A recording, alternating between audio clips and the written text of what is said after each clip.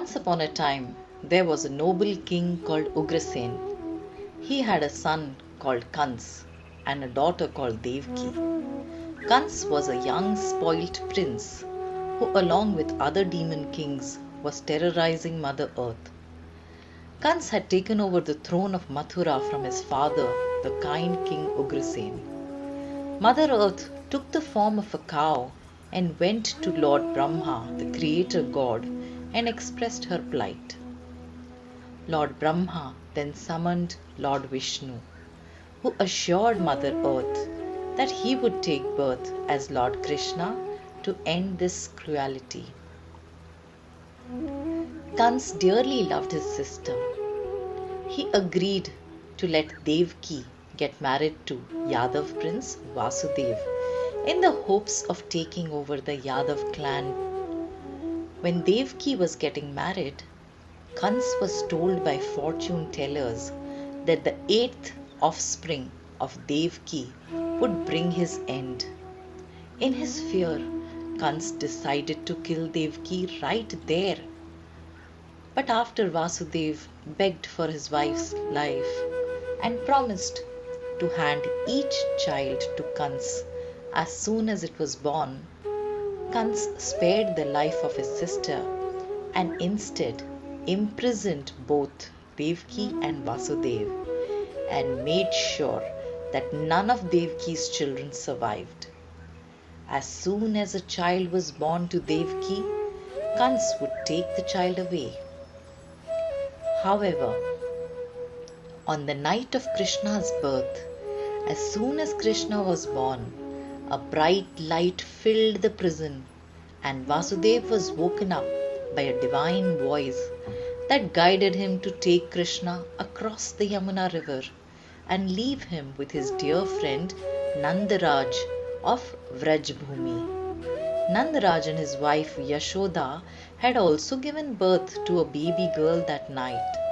So Vasudev secretly carried baby Krishna in a basket across the Yamuna river, which was no longer in its calm state, but instead was raging as if it was the ocean.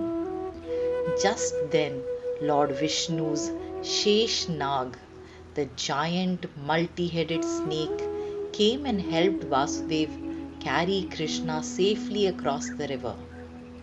Vasudev went to Nandaraj's house and exchanged the babies.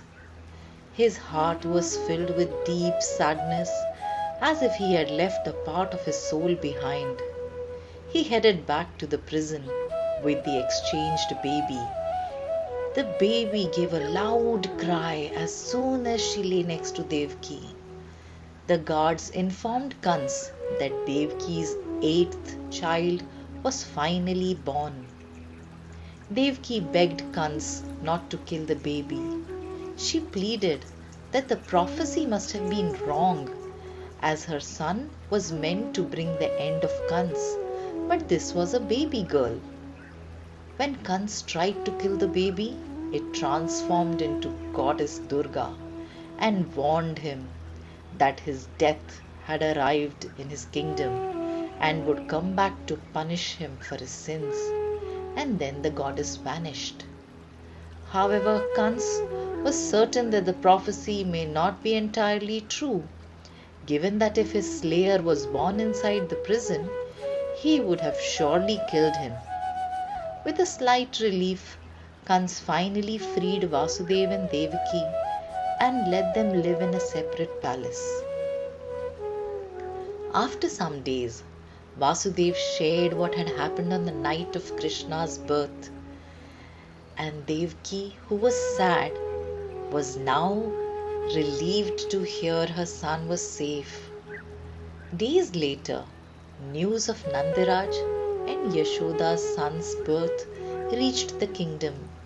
People were gushing about the unique twinkle in the child's eyes, about how he was always happy and how his mere presence spread joy and cheer all around.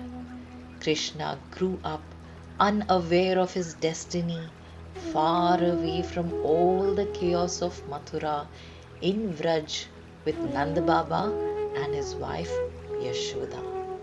That is the story of the birth of the Lord Krishna.